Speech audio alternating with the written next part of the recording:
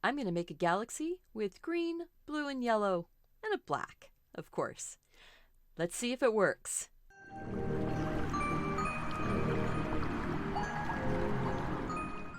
Hello and welcome to Deliberately Creative. I'm Stephanie and I want to welcome you to my next galaxy. I think I'm getting addicted to these. I am having so much fun. They are going together so quick and easy. I'm sure you can do these too. I'm just using water-based brush pens. You could do this with Crayola markers. You could do this with any of the rubber stamping pens. These happen to be the Arteza Real Brush pens. And I'm having a blast doing this. I am also using the Arteza gouache for my splattered on stars. But you know, you can use any gouache or white acrylic ink or white acrylic paint or a white gel marker, pen, anything to put in your stars. Let's get started here. I like how the yellow goes down first. Try and go, at least the way I'm figuring it out, is I'm going with my lightest color, getting it wet so that the other colors will work blending into it. I'm going to put a little bit of that out this way this time. See if we can get kind of an angle thing going. So I'm going to go ahead and just get it wet. I'm using a water brush that came with my Real Brush pens. It's not my favorite brush, but it came with them and I have it filled, so I'm going to use it.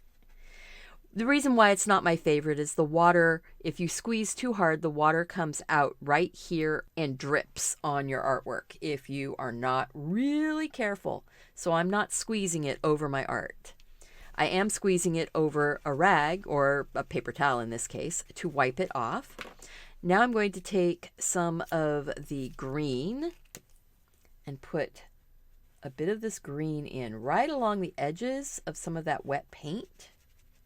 I've not done this color combination in a galaxy before, so we're going to see if it's going to work.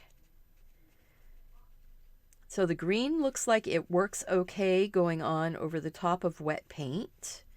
Some of the pens don't.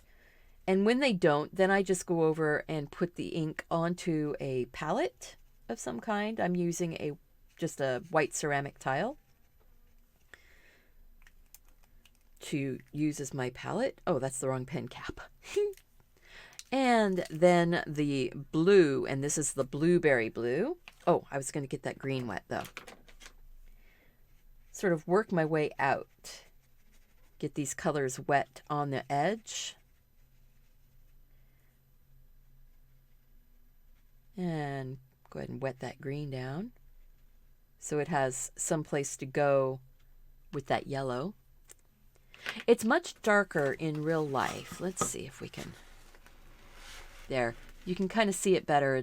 It is a darker tone. My lighting is washing it out just a smidge. Some of this blueberry. The blueberry is a little bit more purpley blue, but it's more of a deep sky blue. So I'm going to put some of that in here. Ooh, that's giving us a really deep green. We're going to put black on here also. So I'm not too worried about the very, very outside edges. And I'm leaving some of these spaces open.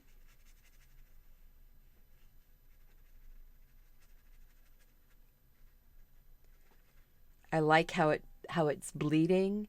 Actually, I'm going to take and just tap those blue spots with a little bit of water to make them bleed more. Spread, grow, and then I'm going to get the edge of the blue wet for the black to go into.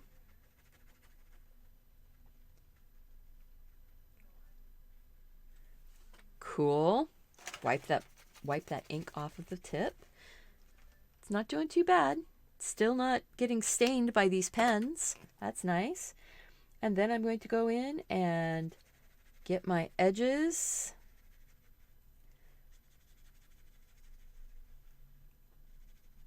and drop in a little bit of black in a couple spots as unexpected areas, so that way it looks like the nebula is more misty and not mystical, but just misty looking. Space is such a wide area. People don't really know. I mean, we've got some photographs and things, but all these photographs that we see are all color enhanced, and we don't really know what the colors are in space. Now I'm going to take the water brush, and I'm not squeezing any fresh water down, and I'm letting it just flow wherever it's going to go. And if it creates more organic shapes, I'm all for it. Now the colors will lighten some when I dry it. I'm using my heat tool to dry so we can get the stars on more quickly.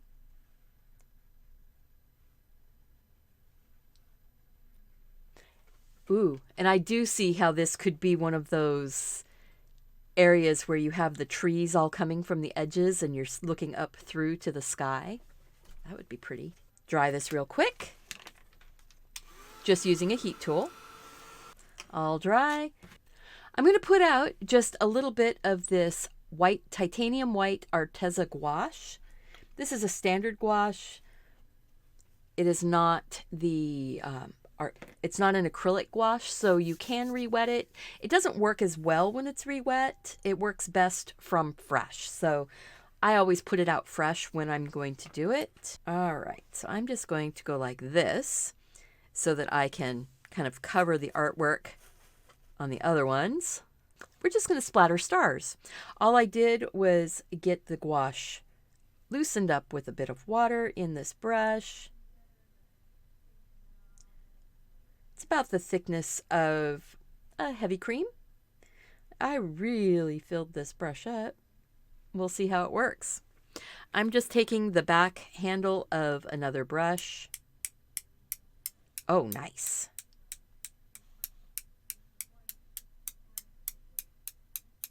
Softer taps, you get smaller drops. Harder taps, you get bigger drops. Oh, I think this is my best starry sky so far.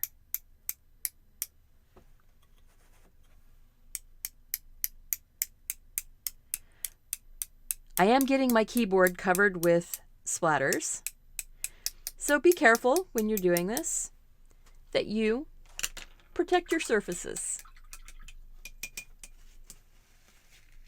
Oh, this is a number 4 silver black velvet.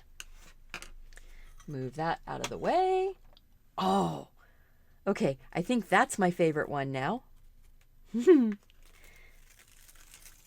Although I didn't have my tape pushed down, so it really went out over the edges.